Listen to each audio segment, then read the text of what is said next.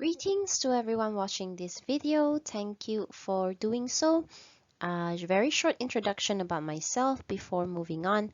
My name is Doris Chalam Kasturi and I am a student in Open University Malaysia taking a PhD of Education, first semester September 2022, and the subject is Doctoral Seminar, Research Area in Education, and I am doing for part 2 and part 3, which is the oral presentation of the literature review, and this is my presentation. Alright, now moving on, for the first slide, we will go through the introduction, where I think that, in my personal opinion, educational research literature is actually, I wouldn't say oversaturated, but there are a lot of negativities involved surrounding that area, especially in the field of educational psychology. For example, issues on stress, burnout, definitely more than issues regarding positivity and optimism surrounding teachers. And in the field of educational sociology, this one has been prevalent for such a long time. We see there are a lot of problems in schools, social problems like violence, drug abuse, dropout rates. This one is more concerning students.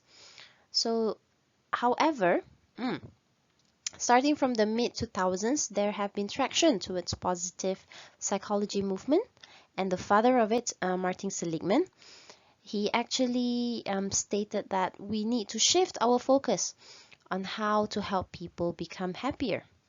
Okay, and instead of focusing on what pulls people down, we should actually shift to what brings them up. And I think that this is a really positive thing to take note of. Okay, so it begs the question that are teachers actually happy? And if yes, how are they achieving it?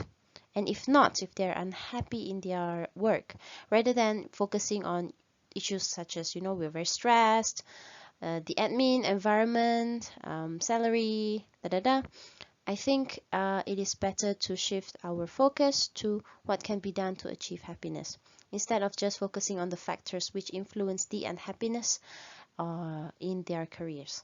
Okay, right. And the next section is on rationale. Rationale here is, why do I choose to do this topic, which is the pursuit of happiness, the English teacher's paradox. Is it actually attainable, or is it something that is not?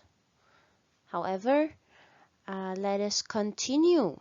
We will discuss this further later. But for the first slide, just focusing on the rationale, there are a lot of research gaps here in Malaysia relating to teachers' general well-being. Okay, this has not, although it has been, like mentioned earlier, it has been gaining traction, especially in countries such as US, Australia, and China. I think we are a bit lacking in that sense. So we are still focusing on studies such as, supporting teachers in developing their required pedagogical skills, using new age higher order thinking skills, or 21st century teaching skills, or perhaps facilitating the growth as competent teachers. So we are actually, yes, this one I agree, we are oversaturated with lots of literature about this, but teachers' well-being, their happiness, this is lacking here in Malaysia. Okay, and this leads actually to teacher attrition. Attrition here means to leave the workforce. So if we notice the trend, more and more teachers are applying for relocations. They do not want to be teachers anymore. They are applying to offices, PPD offices, JPN, KPM, or I think more and more are opting for early retirement as well. There are a few researchers done here. My colleague is doing one, especially in Teacher Training Institute. Very, very, very shocking finding actually. Lots of factors involved, but then again, yes, this is a bit of it isn't really positive psychology. Okay, now moving on. Where are we? Yeah, teacher attrition. Lots of people are, career changes. I have colleagues who have actually quit the profession opening tuition centers or going to another line even with their TESOL degree. So why is this happening? And not only focusing on why, but what can be done to address this issue.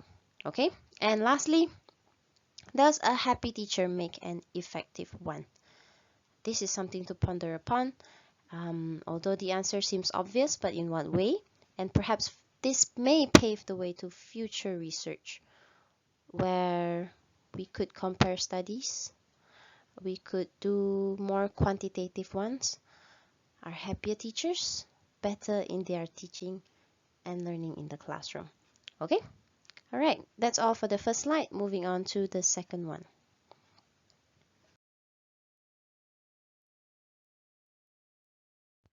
Moving on to slide 2, this would be a review of the related literature, and I think the most important one would be a dangerous cycle that we can see on what happens when teachers are unhappy. Definitely there are retention issues, and teachers who are very stressed, burnt out, and actually there needs to be more research, I think, on mental health of teachers as well. Definitely on issues such as depression, anxiety. I think these need to be addressed in an open manner because it does affect, moving on to the second point, it does affect teacher competence and definite and performance decline as well. Okay, as stated by the citations below, Lyubomirsky, Ram, and Heiss, this one again has been done overseas. More future research needed to be done in the local context, and I think the teaching and learning also is affected, whereby the quality is decreased. And it cannot be denied that when teachers are unhappy, something would definitely affect the students, right? The students will be adversely affected, and I think that teachers nowadays have this concept of quiet quitting.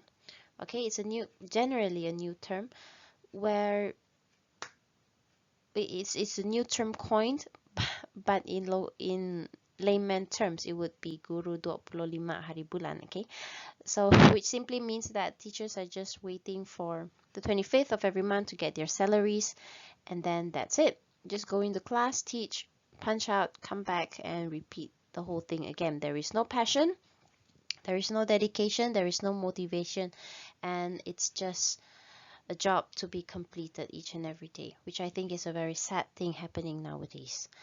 And when students are affected, so academic achievement also will be affected. And this, in turn, goes to pressure from stakeholders, definitely pushing the teachers, and leads them to be more unhappy, and the whole thing repeats itself. It's a very, very toxic cycle. That is, I think, the observed in schools, um, mostly nationwide. Okay, but I think another thing to note, very apt saying that is discovered, is actually work alone cannot make an individual happy. Right? I think we all agree on this. Our jobs, our careers is just one aspect of our life, but an individual cannot be truly happy when he is unhappy at work. This is very, very, very true. We cannot be truly happy when we are unhappy at our careers because it affects our mental health. So the literature review in my proposal talks about definitions and what is happiness and so on and so forth. But this cycle, I think, is also very important for us to know and take note of, and actually something needs to be done. Because as we can observe, there has been multiple cases recently involving teachers who are committing suicide and falling very sick due to their stresses from the jobs. And yeah, I think my research would be pertinent. At least it could contribute to the literature surrounding this issue and in this particular field, which I think needed to be to have more exposure of positive psychology. All right, now moving on to the third slide. For the third slide, we would look at research objective and research questions. So firstly, the purpose of this research is to see teacher happiness among English language teachers who are currently teaching in Sarawak rural schools. So 2 schools have been chosen, proposed. First would be a primary rural school, and second one would be a secondary one.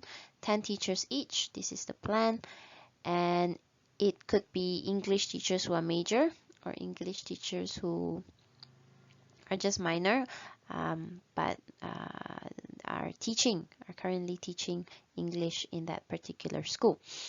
So the aim is to examine their perspective on what it means to be happy as a teacher and seeks to unearth pragmatic suggestions on how to improve teacher happiness from the standpoint of the teachers themselves, which means that the data collected would be authentic, it would be pragmatic, and it would be realistic. Okay, and moving on to the research questions.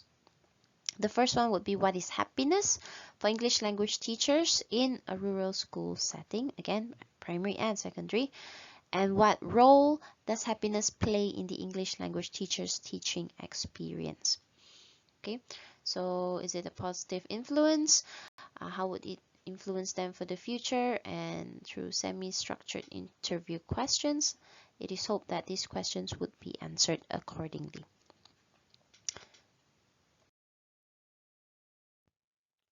For the scope and research framework, firstly, we would look at the title, which is The Pursuit of Happiness, the English Teacher's Paradox, focusing on either TESOL teachers, teachers who are majoring in teaching English as a second language, or teachers who just major in the English language, primary, secondary school. As long as they're teaching English, they would be considered as considered to be participants for this study. Of course, issues on ethics, consent forms, and everything, it would be settled, and the teacher researcher hopes actually to achieve the target of around 15 to 20 participants. Yeah, moving on. It includes positive psychology on happiness. What is happiness? Why is it important? How could we measure it? Okay, how could we improve it? This one, I think we would look further. We could see this further through the interview questions right at the appendix at the bottom. And also the challenges that are definitely present. Okay, we could see that in educational psychology for teachers, specifically English language teachers in schools, right? Not in higher education, and now focusing on Sarawak rural schools, particularly in the area of Ulu Tinjar, Barang. Okay, now moving on to the next slide on methodology. For this research, a qualitative method is used using interpretivism and phenomenography approach. Now, this refers to a method that focuses on individuals' beliefs, motivations, and reasoning, which is how people gain understanding of, or shall I say, make sense of their reality about social interactions and such. Therefore, it focuses on um, well, in comparison with quantitative, which just test hypotheses, I think qualitative manages to yield a richer response. You could get more rich data, especially when we conduct interviews on a one-to-one basis, which is in depth and conducted in a semi-structured manner where the questions are open-ended. Now, further examples of this would be at the end of the slide later, where I would share samples of my instrument that I might be planning to use later on in the research. Now, moving on, the samples are TESOL teachers, male, female, both are accepted, in rural and primary secondary schools in Ulubaram, which is in Tinjar, Sarawak. So the range would be from novice, senior, experience. It doesn't matter how many years they have been teaching. I think that a wider range could yield better, richer result. And the sampling method used is snowball sampling, which is also referred to as chain referral. One teacher would introduce the other. Oh, I have another colleague who teaches English. Oh, this teacher is also TESOL. So I think that would be an appropriate sampling method for my study. And the research procedure is adapted from Brown and Clark's 2006 thematic analysis, which uses the inductive method or bottom-up. So basically, it just means that, if I would like to give an analogy now, it would be like mining gold. Yeah, so we collect lots and lots and lots of transcription. Data inside there is very valuable. It's how we analyze it. Okay, and there are several phases of that analysis procedures. For example, again, transcription, note-taking, tabling, and then it goes to coding, and also to really note emergent themes. From the themes, then we do mapping and analysis. Of course, for validity, we need to do cross-checking, or cross-checking maybe with a peer, an expert, and also I think cross-checking needs to be done with the participants themselves, especially to clarify certain things that might arise. And lastly, for the reporting stage, the writing needs to be polished and all that. However, it is noted, as we can see through the table here on the right hand side, it is noted that this is not really linear in nature, that sometimes it needs to be cyclic, and the process of editing, re-editing needed to be done over and over until the gem, like the mining analogy, until a proper research paper is produced in the end. Yep. For the sixth and final slide, we would talk about significance and impact that the study would have towards 4 stakeholders involved. So firstly, definitely students, they are our main clients, and when teachers are happier, it would affect students' attitudes and behavior, thus improving their performance and achievement as well. So this goes to say that, directly or indirectly, when teachers are happier, students see it, students feel it, and they would be influenced by it as well. Okay, and moving on to the next field, education. When teachers are happier, there would be less issues pertaining job retention and turnover rate. More teachers would choose to stay in the education field, no matter where they are serving. The rural areas, urban schools, there would be less dissatisfaction, I would say, and less quiet quitting phenomena occurring. So it would affect the quality of teaching and learning. When teachers are happier, they will enjoy teaching. When teachers enjoy teaching, the quality would be better. And this leads to another fact, which is teachers who are happier actually have better continuous professional development, or CPD. This one I will quote a study conducted by Badio Zaman, which is about what sustains the novice Malaysian teacher of English, a case study pertaining to the teacher Emily. Now, this teacher, she has been through lots of struggles initially in her career, a lot of adversity that she needs to face, but as she progresses in her experience, she gains competence and also confidence. And she realized that to be a good teacher, she couldn't always be in her comfort zone. She needs to continually challenge herself and gain more experience, gain more knowledge to be a better teacher. So this is what we want actually. So when you are happier, you have a better mindset, and to be a better teacher, there needs to be continuous professional development. Now moving on to the next one, nation. Now teachers, very, very valuable human capital. We should not view teachers merely as mechanical gears to drive our nation. We should be viewing them as, individuals, human beings. And when we humanize teachers, I think that it would have very positive effects towards our society, economics, and also politics. We are the ones shaping the nation. We are the ones shaping the next generation. Not only that, we could actually contribute in terms of politics as well. This is another thing, quite sensitive actually, teachers in politics. So yeah, I would go to the next one, which is teachers. Yeah, okay, teachers, very important to have very good mental health, and actually it affects our physical well-being. So when we're happy, our body shows it, okay? And when we are healthier, it affects our competency and teaching performance. So yeah, teaching is actually just a job. That's true. But again, we cannot be truly happy if we are unhappy at our job. So I think this is really, really important for teachers to know. That's all for significance and impact. Now, the final slide.